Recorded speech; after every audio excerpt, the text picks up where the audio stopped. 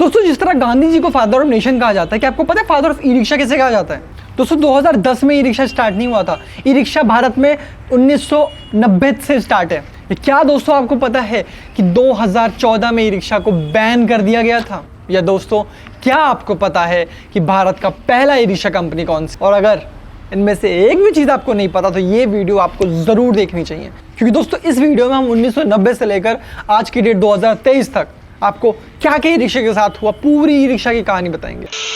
Hello दोस्तों, मेरा नाम अंशु कुमार है और आप देख रहे हैं आपका अपना चैनल इलेक्ट्रिक इंडिया EV28 और हम बताते हैं ई रिक्शा के बारे में थोड़ा प्यार से।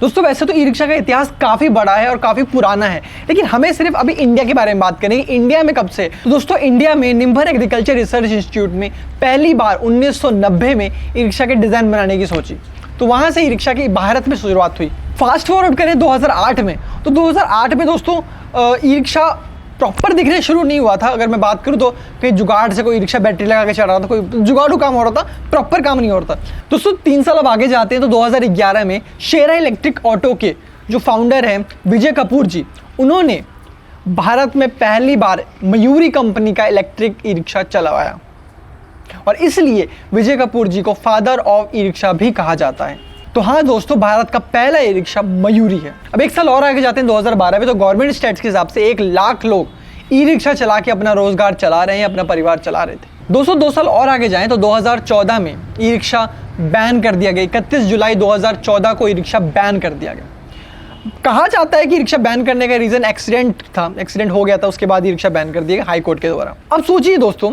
2014 में ई रिक्शा बैन हो गया।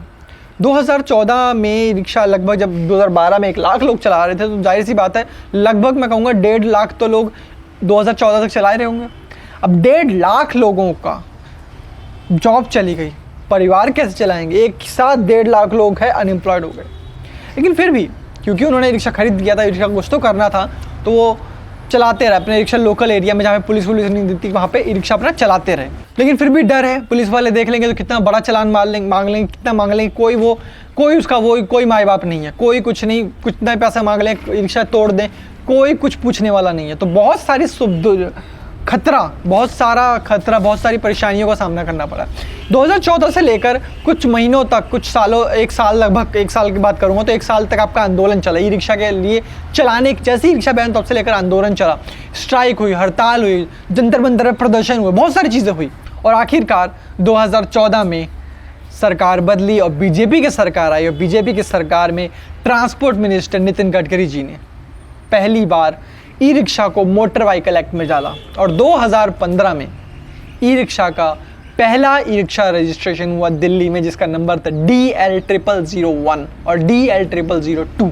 तो 2015 में ई रिक्शा का रजिस्ट्रेशन हुआ और 2015 से लेकर आज तक 2023 तक जहां 1 लाख, 2 लाख, 3 लाख, 1 करोड़, 2 करोड़ और लगभग 3 करोड़ लोग ई रिक्शा की वजह से जॉब कर रहे हैं, ई रिक्शा की वजह से अपना रोजगार चला रहे हैं, अपना परिवार चला रहे हैं। चाहे वो ई रिक्शा बनाने में हो, ई रिक्शा चलाने में हो, ई रिक्शा बेचने में हो, अलग अलग जगह से ई रिक्शा की वजह से इतने सारे लोग दोस्तों आज की डेट में एम्प्लॉयड हैं, आज की डेट में कमा रहे हैं, खा रहे हैं।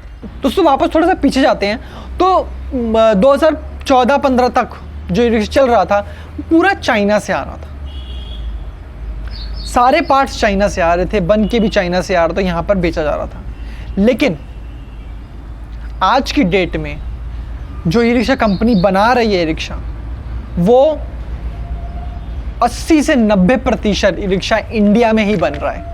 2015 से 2023 तक 8 साल के, सिर्फ 8 साल के अंदर, जो एक टाइम पर 2015 में सारा पूरा ई रिक्शा ही चाइना से बन के आता था, आज की डेट में 100 नहीं तो लगभग 90% जो ई रिक्शा में काम है वो इंडिया में ही हो रहा है और इसके वजह से इंडिया को बहुत फ़ायदा हो रहा है, बहुत लोगों को रोज़गार मिल रहा है।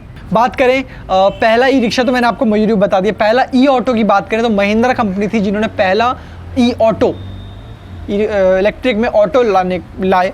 दोस्तों ई रिक्शा को सिर्फ ई रिक्शा नहीं कहते, किसी जगह पे टुक टुक भी कहते हैं, कहीं कहीं टोटो भी कहते हैं, कहीं कहीं ई ट्राई साइकिल भी कहते हैं। तो अलग अलग जगह पे इंडिया में अलग अलग नाम है।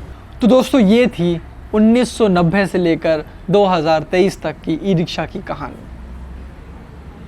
और अगर आप इनमें से एक भी चीज़ नहीं जानते थे और आपको लगता है कि आपका दोस्त जो ई रिक्शा चलाता है वो भी नहीं जानता, या जिसको भी आप बताना चाहते हैं, उसको ये वीडियो फॉरवर्ड करें, उसको ये वीडियो शेयर करें, उसको बोलिए कि भैया ये देखो ई रिक्शा का इतिहास ये है, जो आप चला रहे हो वो ई रिक्शा एक दिन में नहीं बना है, वो इतने सालों से बना है। जो 2015 में ई रिक्शा ऐसा लगता था कि भाई क्या कबाड़ा है, जुगाड़ करके बनाया गया, आज की डेट में जो ई रिक्शा बन के आ रहे हैं वो इतने अच्छे ई रिक्शा बन के आ रहे हैं, इतने मजबूत ई रिक्शा बन के आ रहे हैं, इतना लोगों का रोज़गार चला रहे हैं और इतने सारे ई रिक्शा चल रहे हैं। इसके लिए मैं हमारे ट्रांसपोर्ट मिनिस्टर नितिन गडकरी जी और हर आदमी जिन्होंने इस आंदोलन में मैं कहूँगा योगदान किया उसको, और हर उस मैन्युफैक्चरर को, हर उस ई रिक्शा के मैन्युफैक्चरर को मैं धन्यवाद करना चाहूँगा जिसने इंडिया में वो बनाने की, इंडिया में ई रिक्शा बनाने की कोशिश की और इंडिया में बनाने के सक्सेसफुल रहे, चाहे वो कोई भी कंपनी हो। तो अगर आपको वीडियो अच्छी लगी तो वीडियो को लाइक करें, चैनल को सब्सक्राइब करना है दोस्तों, और मिलना है मेरे से अगली वीडियो में, क्योंकि अगली वीडियो में आपको और कुछ नया बताएंगे। तब तक के लिए आपको बाय, गुड नाइट, मिलते हैं आपसे लोग, धन्यवाद।